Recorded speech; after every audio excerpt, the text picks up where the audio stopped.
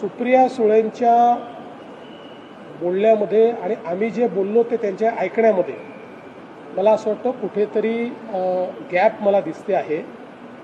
केंद्र सरकारने वारंवार घरगुती गॅसच्या संदर्भात कुठलाही तुटवडा नाही। घरगुती गॅस आम्ही सर्वांना उपलब्ध करून देतो आहोत।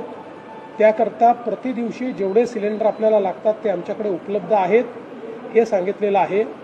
त्यासोबत कमर्शियल गॅसच्या संदर्भात त्याला आपण सेकंड प्रायोरिटी दिलेली आहे, त्याला फर्स्ट प्रायोरिटी दिलेली नाही आहे।